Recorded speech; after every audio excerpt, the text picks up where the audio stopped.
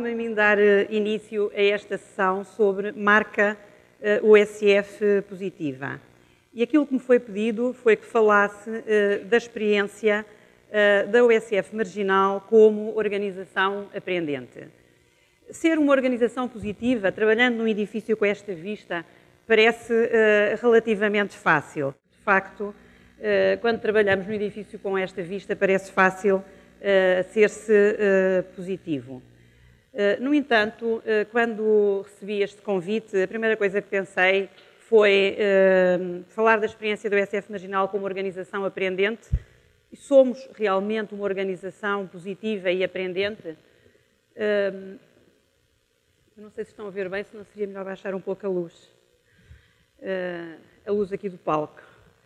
Então, uma organização positiva é aquela que é capaz de vivenciar emoções positivas e ter sentido de pertença e de significado, mudando o fulcro para os aspectos positivos de forma a alavancar os resultados, transformando as crises em oportunidades, celebrando o sucesso e criando relações sociais fortes através de respeito, autenticidade e solidariedade. Então, ser uma organização positiva é aquilo que parecíamos ser no início, com estes sorrisos do momento em que a equipa iniciou este projeto.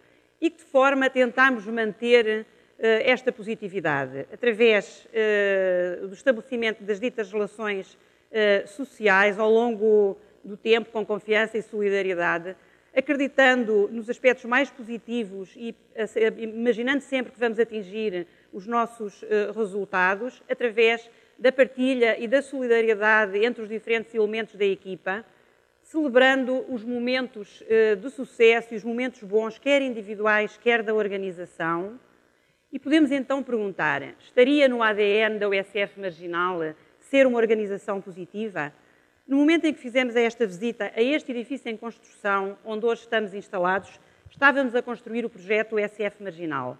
Acreditávamos já nessa altura que o potencial humano seria o bem mais precioso da unidade, a solidariedade central na atividade da USF e que o sucesso individual e da organização seriam motivo de celebração. E como organização aprendente, o que é que fomos fazendo ao longo do tempo? Desde logo a cultura, uma cultura em que um dos pilares basilares é a aprendizagem. E isto é patente neste Word que está na nossa sala de reuniões, que tem a ver com os valores da USF Marginal e em que as palavras que mais se destacam são pessoas e aprendizagem. Para isso, era preciso que, além do pensamento linear que conduziu toda a nossa formação, conseguíssemos aliar o pensamento complexo, porque só estes dois pensamentos conseguem aquilo que é a visão transdisciplinar, aquilo que nos mostra o que se pode ganhar quando vamos para além das fronteiras entre os diferentes conhecimentos. O Manifesto da Transdisciplinaridade foi escrito, por acaso, em Portugal, no Convento da Rábida, e diz no seu artigo 5, a visão transdisciplinar é resolutamente aberta, na medida em que ultrapassa o campo das ciências exatas, devido ao seu diálogo e sua reconciliação, não só com as ciências humanas, mas também com a arte, a literatura, a poesia e até a experiência espiritual. O primeiro dos saberes do pensamento complexo é o saber ver. Fernando Pessoa diz-nos neste seu poema, o essencial é saber ver sem estar a pensar, saber ver quando se vê e nem pensar quando se vê, nem ver quando se pensa. Mas isso, tristes de nós que trazemos a alma vestida, isso exige um estudo profundo, uma aprendizagem de desaprender. Aprendizagem de desaprender. Foi aquilo que tivemos que fazer para pensar o que seriam os nossos planos de formação. E para isso foi fundamental a autonomia organizativa que as USFs têm, para que pudéssemos ter reuniões multiprofissionais semanais de hora e meia e uma reunião mensal de 6 horas, que é também partilhada pelos 3 grupos profissionais, e em que se dá tanta importância à discussão de casos clínicos ou aspectos relacionados com a terapêutica, como as sessões sobre antropologia e sociologia médica, ética, sessões narrativas através da visualização de pequenos excertos de filmes ou discussão de obras de literatura e, muito importante, 2 sessões anuais de meta-aprendizagem. Meta-aprendizagem, aprender a aprender. As sessões em que refletimos sobre a forma como a formação decorreu durante o ano e a forma como vamos preparar a formação no ano a seguir. A morte de Ivan Illich foi a nossa primeira sessão de saúde narrativa com base numa obra da literatura em que, em pequenos grupos, dos 3 grupos profissionais, nós pudemos debater e refletir sobre o momento em que alguém se confronta com a sua própria morte, passando depois essa reflexão para o grande grupo.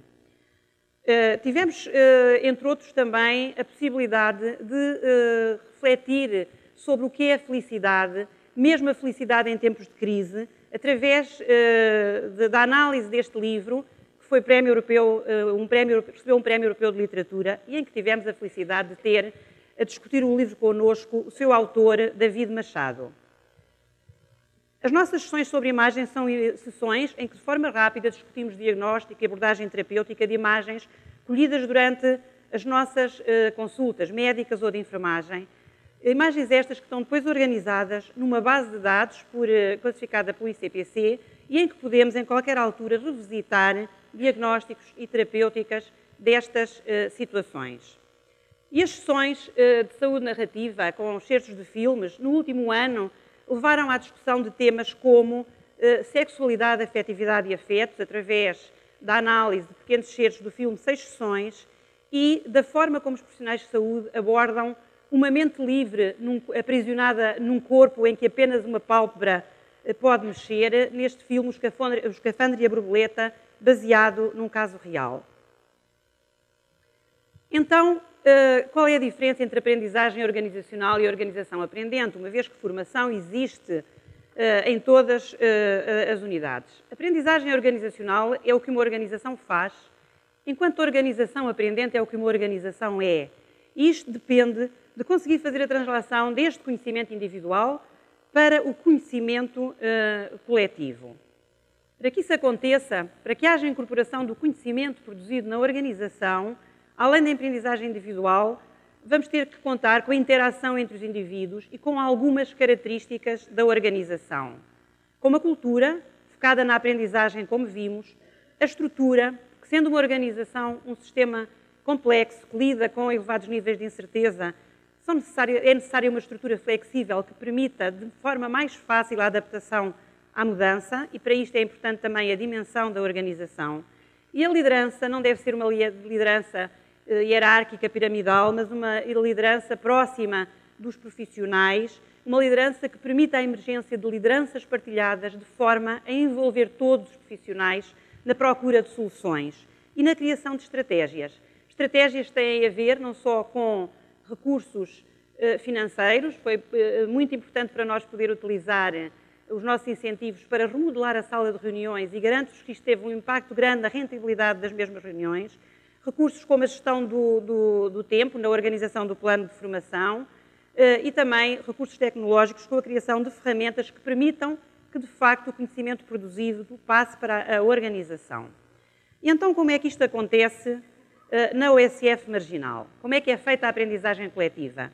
Temos 2 documentos importantes, a Política de Desenvolvimento Profissional Contínuo da OSF marginal, em que vamos pondo em prática as nossas utopias, mas com o compromisso de deixar este trabalho sempre em aberto, e o Manual de Acolhimento da OSF marginal.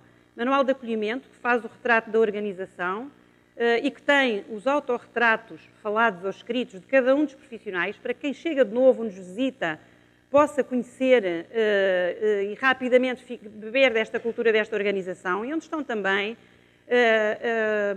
a política de privacidade, a política da qualidade, a política de segurança e, claro, a política de formação da unidade. Então, em relação à política de formação, a política de desenvolvimento profissional diz que a formação no OSF marginal, além dos interesses individuais, tem que ser norteada por estes documentos que aqui vemos. Temos que estudar e ter conhecimento dos eixos prioritários do Plano Nacional de Saúde, do Plano Estratégico da ARS-LVT e do Plano Local de Saúde, do agrupamento, para desenvolver o nosso plano de ação, e é a partir dos objetivos do nosso plano de ação que temos que encontrar parte do que vai ser o nosso plano de formação. Este é um slide da última reunião de meta-aprendizagem em que refletimos sobre o ano 2015 e começámos a elaborar o plano de formação para 2016. Além dos documentos que referi, vêm aqui como contributos importantes a avaliação dos resultados dos indicadores expressa no relatório de atividades, a avaliação das necessidades individuais de aprendizagem através dos planos individuais de formação e depois a análise de uma série de informação que vem de ferramentas que eu falarei a seguir, como a análise de incidentes críticos, de reclamações, consultas videogravadas, dúvidas da prática clínica e realização de auditorias. Como muito importante para a nossa formação, a existência de formação pós e pré-graduada, médica e de enfermagem e também do secretariado clínico. Esta formação pós e pré-graduada é, no fundo, a abertura ao exterior. E a abertura ao exterior é indispensável porque, para um sistema aberto, tem que haver constantemente fluxos de energia, que neste caso são fluxos de informação. Vou então referir de forma breve alguma das estratégias em termos de ferramentas que utilizamos. E a primeira que refiro é o projeto LESMA, Ler e Estudar na Marginal. LESMA não por sermos preguiçosos, mas porque na forma de todos nós pensarmos, há um pensar depressa e um pensar devagar. E que é fundamental para os profissionais de saúde. Pensar depressa quando tomamos decisões no momento da consulta ou no atendimento. Mas este pensar depressa tem como base todo o pensar devagar que fizemos antes e deve, quando necessário, ser seguido de um período de reflexão que volta a ser o pensar devagar. Então, isto é um formulário online que nos permite fazer o registro de dúvidas da prática diária sob a forma de uma pergunta ou ainda de necessidades formativas que nós tenhamos identificados. Está acessível em todos os postos de trabalho dos 3 grupos profissionais. E, portanto, se eu tenho uma dúvida na consulta, eu dou uma resposta, tenho que dar uma resposta e penso, vou ter que aprofundar e estudar isto. E, provavelmente, no fim das outras consultas todas, não me vou mais lembrar.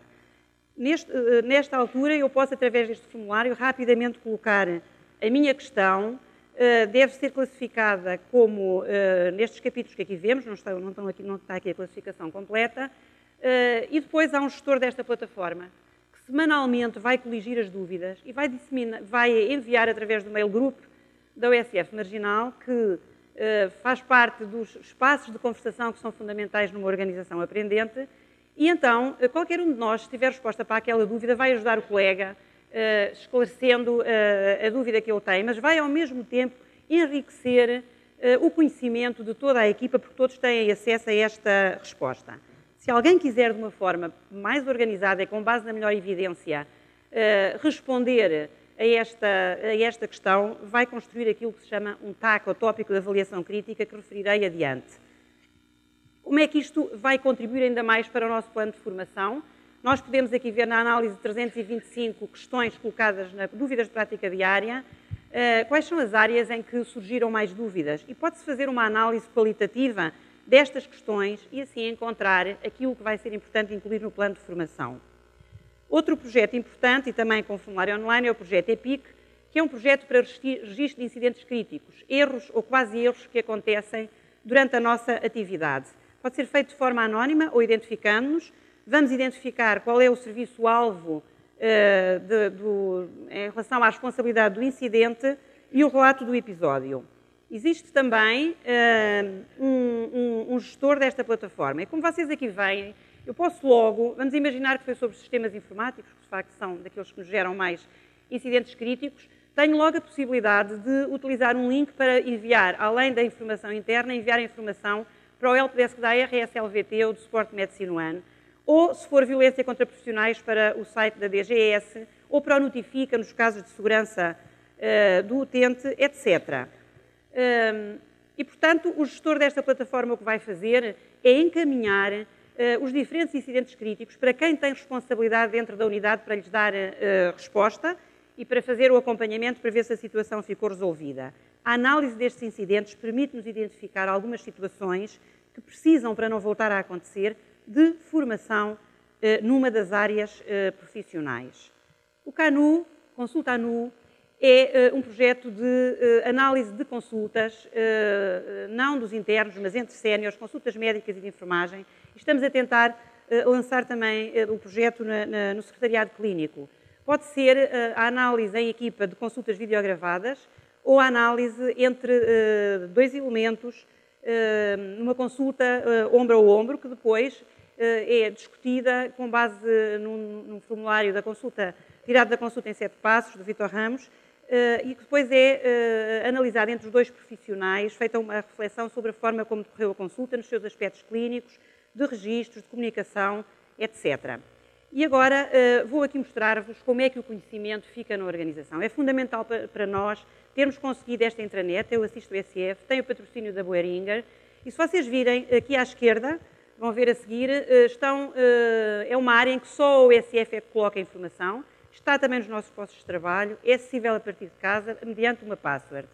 Vocês viram, vimos o regulamento interno, estão a vir aqui à esquerda, onde estão os instrumentos da OSF, vamos ver a carta da qualidade, mas está aqui armazenado todo o nosso acervo, as atas das reuniões, as apresentações, todos os procedimentos do manual de procedimentos, os formulários que necessitamos, os folhetos. Costumamos dizer, se existe, está no Assist.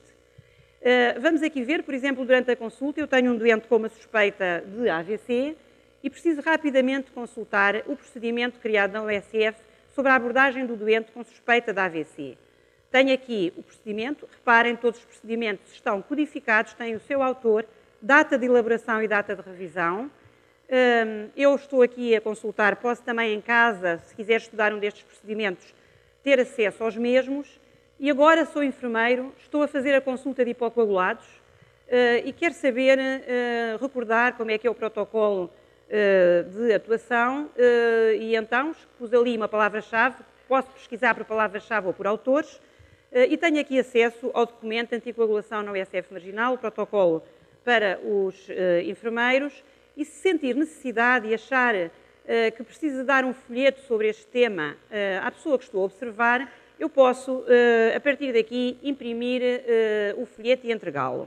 Mas vamos supor que quer, de uma forma mais pormenorizada, estudar tudo o que diz respeito ao processo assistencial de hipocoagulação. Todos os processos assistenciais são construídos com o circuito do utente, com os fluxogramas de atuação, pontos críticos de segurança, mas têm todos também links para os documentos que servem de suporte. E então eu aqui dentro do processo assistencial, se quiser saber alguma coisa sobre as indicações para anticoagulação, vou encontrar aqui. Mas imaginem que estou na consulta e vou ter que fazer um ajuste da dose de INR em função da dose de varfarina, desculpa, em função do valor do INR e, portanto, tenho aqui o procedimento que me permite atuar nesse sentido. E isto para todos os processos assistenciais, penso que temos 7 neste momento construídos. Vamos para uma área diferente só para vos mostrar os diferentes níveis de documentos. Entrei aqui na área dos maus-tratos a crianças e posso pesquisar um documento, que é um documento institucional da Direção-Geral de Saúde, o Guia Prático de Abordagem, Diagnóstico e Intervenção nestas situações, mas se quiser, tenho uma situação no momento e quero saber como é que me devo articular com o núcleo de apoio a crianças e jovens do agrupamento. E então vou ao procedimento que a OSF Marginal criou e que me permite ver o circuito de referenciação interna nesta área. Portanto, um outro nível de documento. Mas posso também aceder, se quiser saber melhor como é que este núcleo funciona, posso aceder ao regulamento interno do núcleo.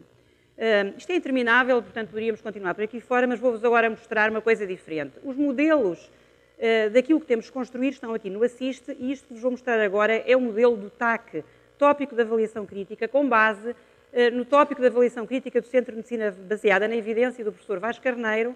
Está aqui, é aqui que colocamos as questões do lesma e está explicado como é que deve ser dada resposta. Com base na evidência, crítica a essa evidência e apenas numa folha A4. Tem aqui a resposta a um tópico de avaliação crítica, num recém-nascido com icterícia após alta hospitalar, quando devemos pedir uma medição de bilirrubina. Veem que está aqui a resposta, neste caso está até em inglês, e se eu quiser aprofundar mais, tenho um link que me permite aceder à fonte que serviu para a construção deste tópico de avaliação crítica. A seguir vai aparecer um outro tópico, não vale a pena continuarmos a mostrar. Eu queria só dizer-vos que eu posso também fazer a pesquisa por autores e, por exemplo, se eu quiser saber o que fez a Conceição, que foi a minha interna e nesta altura veio para o Porto, com pena minha, a Conceição, tudo aquilo que ela fez em termos de formação continua na OSF Marginal, continua a ser capital de conhecimento da OSF Marginal, porque está aqui dentro. E assim, é desta forma que nós achamos que é possível que, de facto, o todo seja maior do que a soma das partes e que se torne verdadeiro o lema que está na nossa sala de reuniões. Uma pessoa aprende enquanto vive, uma organização vive enquanto aprende. Já agora, uma organização sorri enquanto aprende. Muito obrigada. Muito bom dia a todos. Eu sou a Catarina Gomes, sou médica no SF Porto. Cabia-me a mim ilustrar um exemplo em que a USF Porto exercesse a sua autonomia organizativa, funcional ou técnica. Planeei falar-vos de duas situações, o planeamento anual que nós fazemos das nossas atividades e o planeamento anual das reuniões, e da acessibilidade. Atendendo a que começamos os trabalhos com um bocadinho de atraso, eu se calhar vou avançar a parte do planeamento anual das reuniões, a bem de cumprir o tempo e deixarmos tempo para a discussão, e depois retomaremos este assunto, eventualmente, se quiserem, na discussão. Apresentar-vos um bocadinho a nossa casa, o SF Porto. O SF Porto fica no ACES Porto Ocidental. Surgiu de uma ideia e de uma vontade em meados de 2009 e abriu as portas aos seus utentes em maio de 2011. Somos modelo B desde agosto do ano passado, apesar de termos parecer técnico favorável desde dezembro de 2013. Somos neste momento 16 elementos, 6 médicos, 6 enfermeiros e 4 secretários clínicos. Esta é a visão da USF Porto, que estava plasmada nos nossos documentos antes mesmo de nos constituirmos enquanto USF. Pretendemos que os nossos utentes se sintam bem acolhidos, bem encaminhados e bem cuidados, e que sintam que nós respondemos de uma forma eficaz às suas solicitações e correspondemos a uma vantagem nas suas vidas. Este é o planeamento das reuniões que eu vou então, desculpem, avançar. E então, em termos de acessibilidade em tempos de espera. A acessibilidade e os tempos de espera são um tema campeão de recorrência nas nossas reuniões multiprofissionais. E se calhar se eu pedisse a cada um dos presentes para pensarem no top 3 dos temas discutidos nas suas reuniões multiprofissionais, poucos seriam aqueles que não incluem o agendamento de consulta, seja programada, aberta, e a acessibilidade de uma maneira geral nas reuniões. É uma luta constante e nós sabemos que é um dos bens mais valorizados pelos nossos utentes e que mais determinante é da satisfação que eles têm ou não com os cuidados que lhes prestamos. A dificuldade, claro, é gerir a oferta versus a procura, que ainda por cima é muito variável, não é? E isto não é de facto assim uma ciência muito exata e não é fácil. Aquilo que nós vamos partilhar convosco é aquilo que nós fazemos neste momento em termos de acessibilidade na USF Porto, tanto em termos de consulta programada, aberta, como atividade assistencial sem a presença do utente. De reforçar que isto é o que nós fazemos ao momento. Isto passa a vida a ser reavaliado, corrigido, redirecionado. Nós achamos que este é o melhor modelo até à data, não quer dizer que daqui por 5 anos não tenhamos um modelo melhor para vos apresentar, se calhar até daqui por 5 meses. Vamos vendo. Então, a consulta programada. Nós avaliamos o tempo de espera para agendamento de consulta programada 3 vezes por ano, quadrimestralmente, tanto para consulta médica como para consulta de enfermagem, e os resultados são apresentados e discutidos em reuniões multiprofissionais ou de Conselho Geral, sendo sempre discutidas medidas corretoras das inconformidades. Daí as mudanças de rumo frequentes que eu vos falava há bocadinho. De uma forma muito mais regular, que pretendemos que seja semanal, os responsáveis por cada equipa de saúde por lista veem como está a acessibilidade à consulta programada da lista e tentam determinar também estratégias para dar resposta sempre que isso se justifica. Então, quando nós não temos possibilidade de agendamento a curto prazo, nomeadamente nos 5 dias, como é que nós fazemos? Bem, a primeira hipótese, a mais fácil de todas, esta é tranquila, é se houver consultas de agenda livres, o que até pode acontecer, a consulta de agenda não é muito utilizada pelos nossos utentes e muitas vezes está livre a 5 dias. A 5 dias eles já não a vão marcar pela internet, podemos nós utilizar, os secretários ou os outros profissionais, para marcar a consulta e dar resposta ao utente. O problema coloca-se mais quando essa solução também já está esgotada. Aquilo que nós determinamos em reunião é que sempre que tal acontecesse, o secretário clínico e o médico de família ou o enfermeiro de família, quem tivesse o problema, teria que abrir um período extra de consulta para dar resposta às solicitações dos utentes. O desafio tem sido conseguir que todos os profissionais da equipa adiram a esta medida de uma forma automática, vá. Eu não queria dizer voluntária, mas assim, fácil, célere. Embora nós nos perguntemos, sobretudo em relação à consulta programada, que não a 5 dias. Eu acho que de uma maneira ou de outra as USFs vão arranjando estratégias para lidar com a consulta a 5 dias.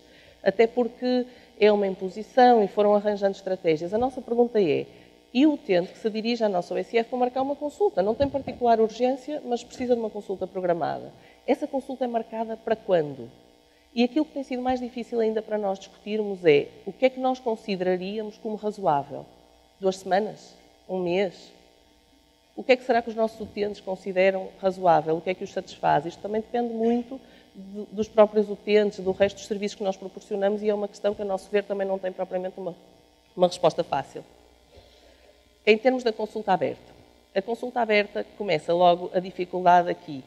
É que aquilo que é o âmbito da consulta aberta varia entre a visão do profissional e a visão do utente, varia entre diferentes equipas de diferentes OSFs e varia mesmo entre os profissionais de uma mesma equipa. Para nós, na Bom Porto, e depois de inúmeras discussões incontáveis, a nossa definição de consulta aberta é: a consulta aberta serve para dar resposta à solicitação que o utente entende que tem que ser respondida naquele dia. O critério é exclusivamente do utente. Acerca da nossa consulta aberta, nós tínhamos muitas ideias pré-concebidas e era recorrente, quando se falava de consulta aberta, ouvir dizer que os doentes utilizavam mal a consulta aberta, que a baixa literacia em saúde dos nossos utentes prejudica muito o funcionamento da consulta aberta, que os nossos secretários clínicos teriam mal a consulta aberta, e eu penso que eu estou-vos a falar da nossa realidade, mas são conversas que se ouvem recorrentemente entre colegas e desabafos, e que provavelmente também, se tivéssemos mais procura, se tivéssemos mais facilidade em agendar a breve prazo, embora este breve prazo não esteja assim muito bem definido, que se calhar tínhamos mais consulta aberta livre, ou não tínhamos tanta procura. Para tentar responder a estas questões, houve um conjunto de 5 internos, 3 da nossa OSIF e 3 de Serpa Pinto, que decidiram quantificar isto num trabalho de investigação muito, muito interessante, que eu espero que eles venham a publicar, que se denomina Utilização Adequada da Consulta Aberta e seus determinantes, e que chegou a conclusões absolutamente surpreendentes. É um trabalho robusto, que analisou cerca de 400 consultas abertas, que aplicou um questionário ao médico e ao enfermeiro para uma mesma... ao médico e ao utente para uma mesma consulta aberta. Este trabalho foi feito exclusivamente em consulta aberta médica, mas também seria muito interessante se fosse replicado em consultas de enfermagem, fica aqui o desafio. E chegou à conclusão que 81,6% dos utentes usava a consulta aberta de forma adequada, de acordo com a definição do trabalho, e a definição era sobretudo utilização para situações agudas, ou agudizações da doença crónica, ou faltas ao trabalho, que normalmente são no contexto da doença, não é? Ou do próprio ou de um familiar. Mais de 80% do uso adequado. Mais ainda, quando analisavam se o utente considerava adequado e o médico também, chegaram à conclusão que havia uma concordância estatisticamente significativa, ou seja, não é só o doente que acha que está a utilizar bem, o médico também concorda. Em relação aos determinantes que influenciam a utilização adequada, só foi encontrada a relação estatisticamente significativa com um determinante, que é a idade. E a relação encontrada foi esta: quanto maior é a idade, menos adequada é a utilização. Relativamente aos utentes que foram considerados não ter feito uma utilização adequada da consulta aberta, quase 40% respondeu que aguardaria por uma consulta programada há 5 dias se essa lhe tivesse sido proposta. Portanto, e correndo o risco de ser um bocadinho abusiva, se calhar o problema não está na utilização que os utentes fazem da consulta aberta. A nossa consulta aberta funciona. É toda a consulta feita no próprio dia, penso que até aqui é tranquilo para toda a gente. Funciona em todo o horário de funcionamento da OSF. Nós atendemos todas as solicitações que chegam naquele dia, independentemente da hora a que chegam. E atendemos ao longo de todo o dia, o que não quer dizer que nós tenhamos consulta aberta das 8 da manhã às 8 da noite ininterruptamente. Vai havendo períodos. A consulta tem sempre hora marcada, independentemente de ser aberta, e essa informação é fornecida ao utente. É marcado preferencialmente para o próprio médico ou enfermeiro e aceitamos, obviamente, a marcação quer por telefone, quer presencialmente. A este propósito da marcação por telefone ou presencialmente, nós sabemos que não funciona assim em todas as OSFs, mas para nós é um aspecto fundamental, diferenciador, garante do valor da marca e da qualidade dos serviços prestados. Não nos faz sentido que seja de nenhuma outra forma que não aceitar o agendamento. Nós temos algumas dificuldades no atendimento telefónico, até vamos discuti-las a seguir, mas acho que não permitir o agendamento de consulta aberta por telefone era um retrocesso enorme para nós todos enquanto marca. A consulta aberta é marcada para o próprio médico ou enfermeiro preferencialmente. O que é que isto quer dizer? Que se um determinado utente só pode ser visto a partir das 5 da tarde, ou porque a solicitação só lhe surge a partir das 5 da tarde, ou porque eventualmente tem o seu trabalho e não quer faltar, e portanto o médico esteve de manhã, é marcado para outro médico. Independentemente de ele ligar de manhã e o médico até estar disponível para dar resposta à solicitação do utente, ele é automaticamente agendado para o período da tarde. Quando está esgotada a capacidade de resposta do próprio médico ou do enfermeiro de família, aí entra em vigor, claro, o sistema de intersubstituição. O grande desafio aqui são as extras. É quando todos nós já esgotamos a nossa capacidade de resposta. E é aqui que eu acho que nós entramos todos num nível de ansiedade que não é aquilo que se pretende em organizações positivas. Como é que nós fazemos? A nossa última estratégia foi esta. Nós temos 6 médicos e 6 enfermeiros. Cada um de nós faz 6 consultas abertas por dia de agenda, vá. Portanto, quando todos os médicos estão ao serviço e todos os enfermeiros estão ao serviço, cada grupo profissional oferece 36 consultas abertas por dia. A nossa percepção é de que, nos dias em que estamos todos ao serviço, as coisas correm bem. Portanto, a nossa última estratégia é esta. Nós temos que garantir 36 consultas abertas todos os dias. Se só estamos 4, alguém vai ter que fazer 12 em vez de 6, nomeadamente 2 pessoas, não é? Para as contas darem certas.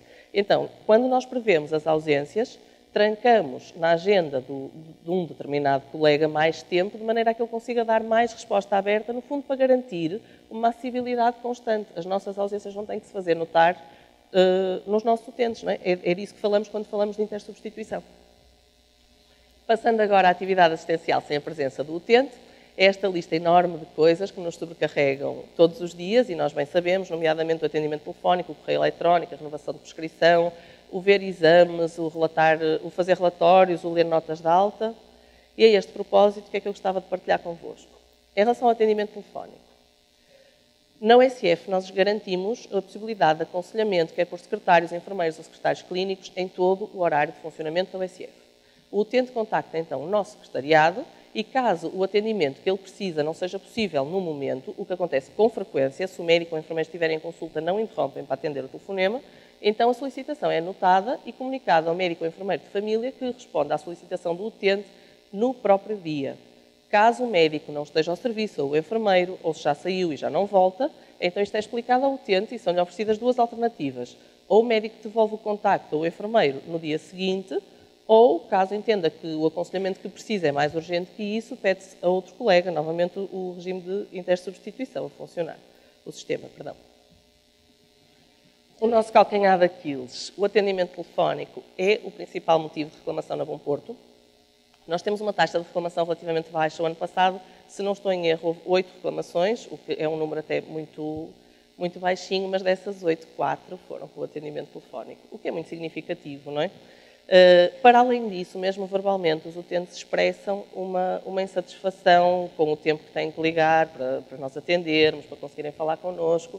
Tem sido motivo de múltiplas estratégias.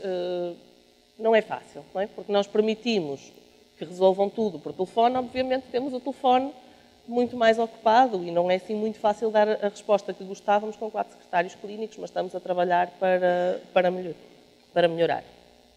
Em relação ao correio eletrónico, e eu prometo que já estou assim do meio para o fim, não desanimem, o correio eletrónico pode ser o e-mail geral da USF e que é visto e respondido 1 a 2 vezes por dia, mas também todos os médicos e enfermeiros têm um e-mail institucional que está ao dispor dos seus utentes e que se comprometem a responder no prazo de 72 horas.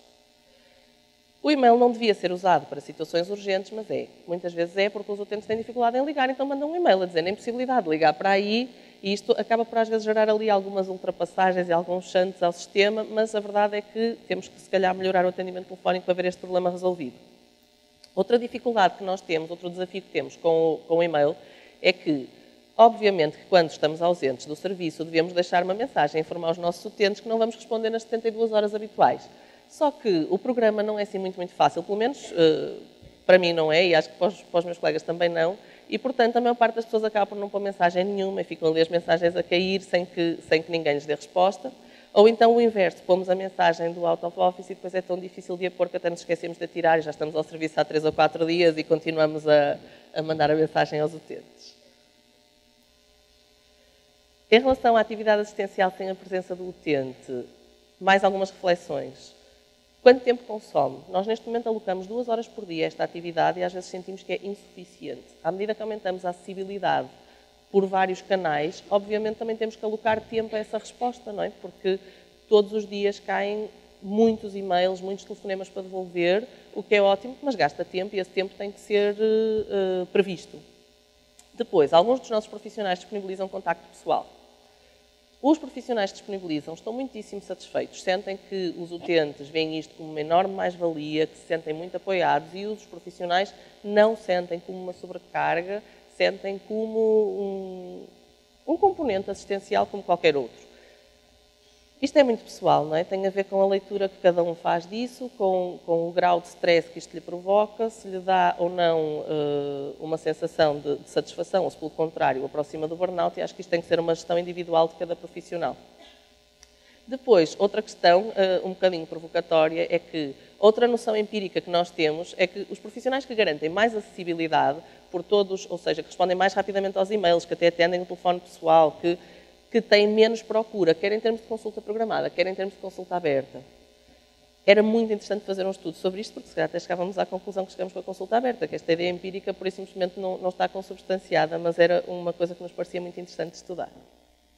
No fundo, a mensagem é que a dificuldade é esta, não é? É garantirmos uma acessibilidade da qual nos possamos orgulhar, mas mantendo-nos com níveis de satisfação e bem-estar dos profissionais que caracterizam as organizações positivas e que nos deixem a todos também com saúde, não é? Não interessa também esgotar os profissionais na persecução desta acessibilidade aos nossos utentes. Algumas estratégias, algumas ideias, não há fórmulas mágicas, mas algumas estratégias que poderão facilitar o equilíbrio daquela balança que vimos há bocado é uma liderança atenta à saúde emocional de todos e de cada um, tendo sempre o utente como foco. Planear as atividades para evitar aqueles momentos de stress exagerado num determinado momento que podia ter sido previsto, acautelado. Abertura para abordar problemas, um ambiente de segurança psicológica. As pessoas têm que sentir que podem dar a sua opinião, sem que isso constitua nenhum tipo de represália, sem ficarem mal vistos, sem haver aquele respeito, entre aspas, pela hierarquia, que já não faz sentido e que não cabe numa organização que é transversal, como todos nós sabemos. E os momentos lúdicos para ajudarem a criar coesão emocional, dos quais vamos falar também um bocadinho adiante, e que ajudam a construir uma equipa coesa e bem disposta. Obrigada. Bom dia. Outro dos fatores que consideramos facilitadores do sucesso da marca USF Positiva é a proximidade e o apoio do cidadão, da qual pretendo mostrar a nossa experiência. Eu sou médica na USF Saúde em Família, este é o nosso edifício físico, este é o nosso edifício humano. A USF Saúde em Família pertence ao ACES Grande Porto 3 Maia Valongo, iniciou funções em 25 de fevereiro de 2008 e evoluiu para modelo B 17 meses depois. Por motivos vários, estamos agora a iniciar a discussão entre a equipa sobre a acreditação. Antes do testemunho da nossa experiência, queria só mostrar-vos estes números sobre o enorme salto qualitativo dado nos últimos anos em relação à satisfação com a organização dos serviços de saúde. Como podemos ver, evoluíram mais de 25% em 4 anos e no estudo de 2015 encontrava-se já entre 65,1% a 72,9%. A satisfação dos cidadãos também, não só com a organização dos serviços de saúde, mas também com os cuidados médicos e com os cuidados de enfermagem e de secretariado. Os números falam por si, variam em relação aos cuidados médicos entre 76,4% e 82,3%, e em relação à enfermagem e ao secretariado clínico, entre 76,4% e 81,8%. Isto é muito bom, não é? A melhoria dos resultados demonstrados noutras situações, já comprovados nas áreas do acesso, do desempenho, da qualidade, da eficiência, foram também acompanhados pela melhoria da satisfação dos cidadãos. Mais do que isso, mostra que a reforma catalisou todas as unidades funcionais dos cuidados de saúde primários neste sentido. Em relação à nossa unidade, 88% dos utentes recomendaria a sua unidade a outros utentes, e um dos motivos para este valor, acreditamos então serem estas duas experiências positivas que vínhamos partilhar com vocês, no âmbito da comunicação com os utentes e da proximidade da USF com a comunidade, que é o jornal trimestral da USF e o nosso aniversário, que se concretiza num Open Day. Em relação ao nosso jornal, ele tem uma publicação trimestral, segue uma linha editorial sempre, uma primeira página em que falamos da época em que vivemos ou antecipamos a seguinte no que aos cuidados de saúde diz respeito. O nosso último número em abril, à espera do sol, do qual estamos todos à espera. A segunda página sobre notícias atuais, que neste número foi sobre o nosso último aniversário. A terceira página contém informação que durante este período os profissionais notam necessidade de reforçar junto dos utentes. E a última página, além das informações gerais, de ocupação do tempo de espera. Neste caso foi os provérbios, outras vezes são as palavras cruzadas, o sudoku. Como é que isto funciona? É simples e facilmente reproduzível nas vossas USFs. Há uma equipa, e essa equipa define no último trimestre de cada ano a equipa responsável por cada jornal, que tem elementos dos 3 grupos profissionais, em que se escolhe sempre assim um mais dinamizador e tal, que começa a chatear os outros atempadamente. Estão também definidos os prazos de entrega e a divulgação à equipa. Todos os profissionais num nosso assist, que é uma estrelinha, têm acesso a este layout, onde podem ir construindo o jornal à medida que vão tendo ideias. E depois somos independentes nesta publicação, porque isto é uma folha A4 dobrada a meio, impressa na nossa impressora a cores. Orgulho-me de dizer que a nossa primeira edição saiu em 2013 e vamos na 13ª edição, sem interrupção, e temos utentes colecionadores de todos os números. A outra experiência, então, é o nosso aniversário, o nosso Open Day, que é no dia 25 de fevereiro, e que nós programamos como, não havendo, idealmente, a enfermagem nem sempre consegue, consultas programadas nesse dia, estando só asseguradas as consultas não programadas. Definimos previamente um plano de atividades e, para isso, ou convidamos instituições da comunidade, ou simultaneamente convidamos instituições da comunidade e publicitamos as atividades que vão haver, nas quais os utentes podem ir inscrevendo atempadamente. Alguns exemplos: uma sessão sobre higiene oral com as crianças, outra sobre segurança rodoviária. Tentamos envolver também as outras equipas, como a nutrição da URAP, em sessões de educação para a saúde. E pronto, mostro-vos a reportagem dos nossos jornais sobre os 2 últimos aniversários. Este ano tivemos um workshop para cuidadores de doentes com demência, em que convidamos o Serviço de Psicogeriatria do Hospital Magalhães de Lemos, a sessão de nutrição com a nossa URAP, um workshop sobre prevenção de quedas com a colaboração da UCC de Águas Santas e também uma formação sobre casa segura com a colaboração da PSP de Águas Santas. Fazemos também concursos de desenhos para as crianças, e este ano fizemos de poemas para os adultos. E, só como último exemplo, no nosso jornal do ano passado, respectivamente ao nosso 7º aniversário da USF, em que tivemos, entre outras atividades, uma que foi muito bem sucedida, que foi a USF dos pequeninos. Bom dia a todos. Antes de começar a minha apresentação, eu gostava só de dizer 2 conflitos de interesse. Primeiro é que sou utente na USF Bom Porto e é verdade, não atendem o telefone. A segunda é que nós também não temos uma máquina de tickets e gostávamos muito de ter. Eu venho da USF Ramalde, sou médico de família, é uma unidade em modelo B desde 2008, que já vem desde há muito tempo, eu sou o Benjamin da equipa neste momento. E muito provavelmente haverá gente em piores condições que nós, mas as nossas são de facto logisticamente más condições, como podem ver até pelo aspecto e pela pintura da porta de entrada do nosso edifício. Mas já lá vamos. Vamos começar ao contrário.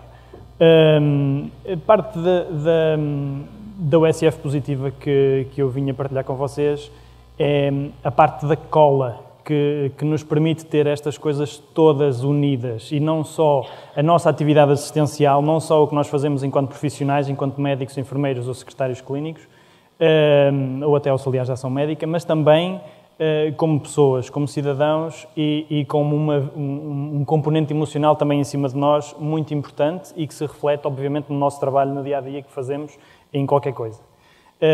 Desse ponto de vista, É muito importante haver coesão afetiva dentro da equipa ou dentro das micro-equipas, que dentro da equipa toda a gente tem sempre os seus preferidos, pessoas com quem se dá pior, com quem se dá melhor, que partilham de ideias e etc. Mas isso também interfere muito na nossa motivação profissional e, consequentemente, na nossa satisfação enquanto profissionais. E isso também nos dá um sentido muito importante para a nossa satisfação pessoal. Agora aqui podemos pensar qual é a percentagem relativa que podemos atribuir a cada um destes componentes, mas eu gosto de pensar que são todos iguais e, portanto, tanto funciona para um lado como funciona para o outro. Porque antes de profissionais somos humanos. E é importante pensarmos, e é também já um bocadinho impressionado pelo tempo, só uma ideia-chave importante, que é: nós passamos muito tempo a trabalhar, passamos muito tempo nas nossas unidades. E o que é que a marca USF positiva, o que é que a USF também trouxe de novo, ou de melhor, digamos assim, ou a criar bases para que se pudesse sustentar uma relação emocional melhor dentro de cada equipa, é também este conceito entre cada equipa. Porque nos dias em que não nos apetece trabalhar, em que não queremos ir trabalhar, há qualquer coisa que nos impele, há qualquer coisa que nos leva a ir ao trabalho, e não é necessariamente o sentido de dever ou do salário ou do que for, mas o bom dia ao chegar, o cumprimentar alguém, o dizer olá, estou cá, vamos lá ao trabalho, então o que é para fazer hoje? Portanto, todo este tipo de coisas que nos levam a pensar que há mais qualquer coisa dentro deste modelo que não só a nossa atividade assistencial, e isso nos leva a pensar de facto o que é uma USF positiva. Quanto mais não seja, às vezes perder um bocadinho de tempo e falar, se calhar mais individualmente com cada elemento da equipa, e dizer: opá, gosto muito de trabalhar contigo, é muito bom trabalhar contigo, é bom vir aqui, há dias em que não me apetece, mas quando chego cá estás-me vontade de trabalhar. Obrigadinho, pronto, a gente agradece. E perder esse tempo é fundamental para falar dentro das nossas equipas, connosco, com o nosso núcleo do USF. Nisso, o USF de Ramalde seguramente não será o melhor exemplo do mundo, mas também de certeza que não é o pior. E nos podemos considerar também como uma família, porque temos estes valores muito bem enraizados entre todos e conseguimos, de certa forma, interagir e levar as coisas a bom porto. Desculpa lá. De modo que eu sei que há USFs que têm uma organização muito mais no papel, digamos assim. Em Ramalde isso não acontece tanto, é uma coisa mais informal. Vai vendo encontros, vai vendo convívios, já vos vou mostrar aqui alguns exemplos. Mas é fundamental pensarmos que a atividade assistencial é um pilar muito importante. A nossa aprendizagem, formação e as tais USFs aprendentes, não é? que são fundamentais, mas a parte emocional não nos podemos descurar e pelo menos que se servir para alguma coisa a minha apresentação, que seja para isso, que na segunda-feira, quando fomos todos trabalhar, agradecer a toda a gente, obrigado por trabalharem comigo. Pronto, a USF Ramalde, além dos aniversários e de outras atividades também lúdicas, como jantares, e que a gente gosta muito dos copinhos, convívios, esta é a nossa sala de reuniões, como vão poder já ver à frente aqui no canto superior esquerdo. Encontros no Parque da Cidade, que tentamos dinamizar também com os utentes. Por acaso este não é um bom exemplo, porque só apareceram 3 utentes. Mas a equipa foi em peso. Bom dia, gostei imenso de todas as apresentações. Sou a Julieta Gaspar, USF Samora Correia. E eu gostava de perguntar uma coisa à colega, que penso que Catarina. Aquelas 6 consultas do dia que marcam, têm na mesma as consultas marcadas de 20 em 20 minutos? Têm algum período livre? Ou vão vendo esses utentes, como é que fazem? Nós temos, cada médico tem um período no horário em que faz consulta aberta, nesse período não faz consulta programada. Nós marcamos as abertas de 15 em 15 minutos, mas nesse período só estamos a fazer aberta, não fazemos programada.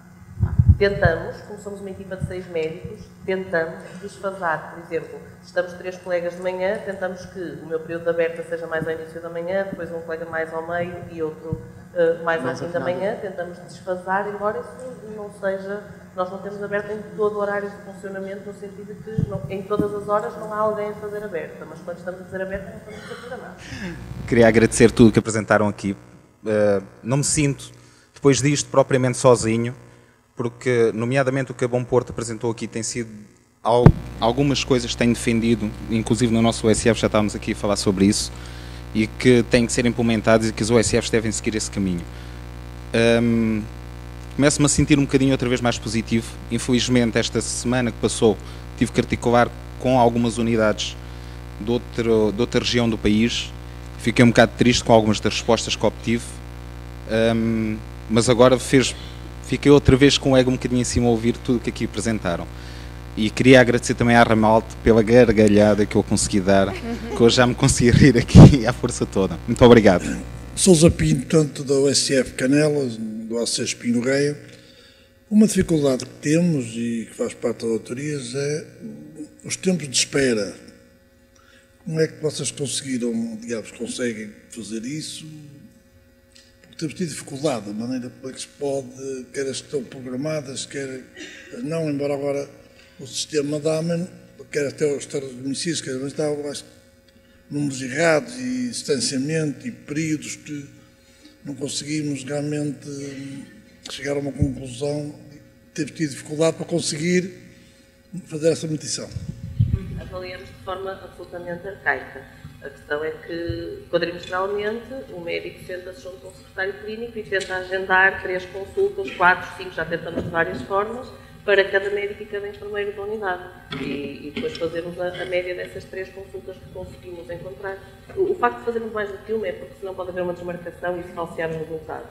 Nós fazemos isso de forma absolutamente arcaica. Igual em relação ao tempo de espera após a hora marcada, também fazemos de forma absolutamente arcaica. Damos uma senhazinha aos doentes que escrevemos em papelinhos. Não será assim, se calhar, o ideal, mas pelo menos estamos a fazer alguma coisa e estamos a monitorizar como fazemos. Nós, em relação à consulta aberta, chegámos a ter, na altura programámos 10 minutos. A consulta aberta, como seria coisas para 10 minutos, mesmo assim, chegámos a dar 12. Chegamos a ter 2 horas, agora pode passar-se para 1h30, somos 7 elementos, mas mesmo assim, a maior parte das vezes não chega, o tempo não dá. Maria José Ribas, USF Garcia de Horta. Eu tive a honra e o prazer de trabalhar com quase todos os que estão aqui sentados nessa mesa e muitos dos que estão aqui sentados aqui deste lado. E a experiência que eu tenho é que a USF positiva, a organização positiva, faz de pessoas e da positividade que elas põem na sua organização. E tudo o que eu vejo e o que vocês transmitiram é, de facto, o fruto do trabalho intenso, de muito tempo de reflexão e de energia e de disponibilidade e de entrega que cada uma das equipas põe para conseguir os resultados, que não tem nada a ver muitas vezes com o número de consultas ou com indicadores, mas sim com a forma como vivenciam a vossa organização. E por esse motivo, obrigada a vós e parabéns.